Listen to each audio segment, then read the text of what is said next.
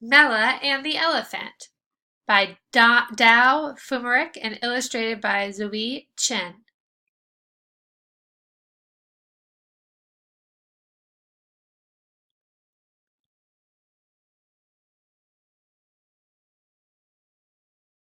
Mela set out to explore the banks of the Ping River near her home. Her little brother followed to the edge of the yard, hoping she'd take him along. "What will you give me if I take you?" He had nothing to offer. "Then you stay home," Mela announced.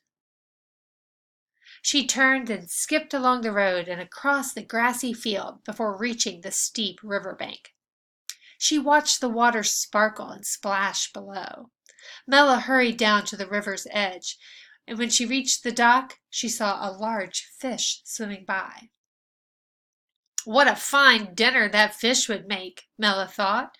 She hopped into her uncle's boat, grabbed his net, and tossed it far into the river to scoop up the silvery fish.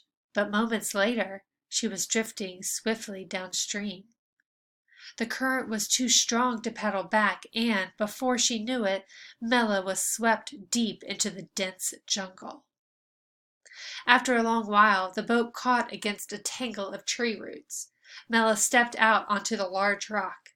She craned her neck to look back up the river. She was a long way from home. A crocodile appeared along the shore. "Crocodile, will you help me get home?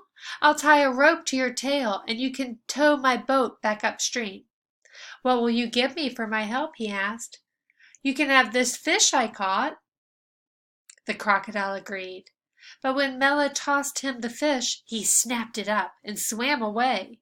"Wait!" she called after the crocodile, but he had disappeared under the water.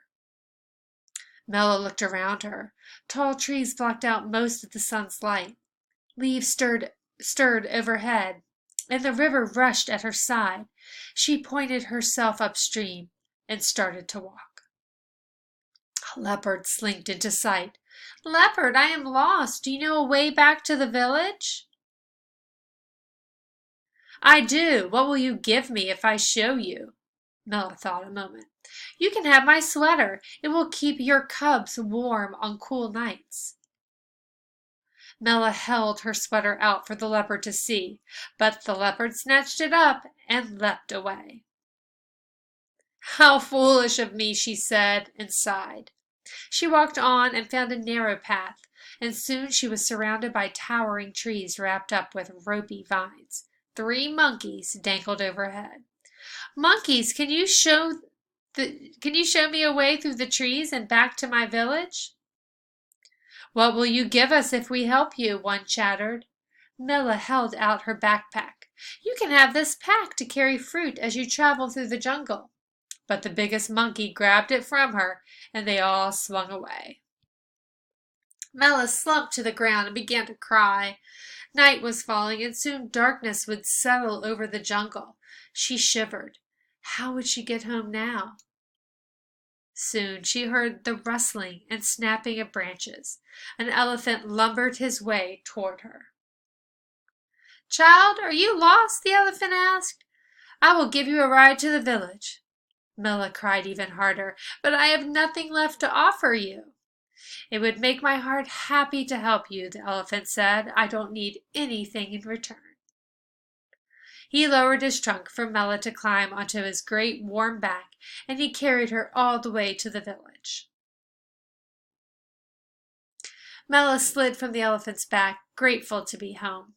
She pressed her palms together in thanks and felt the elephant's strong trunk embrace her. "Thank you," she said. The next morning, Mela's brother asked to see the river bank where her adventure had begun.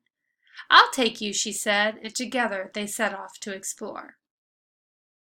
Mela remembered what the elephant had taught her. Kindness needs no reward, for it brings happiness and warmth to the heart. And from then on, she offered many kindnesses to others, asking nothing in return.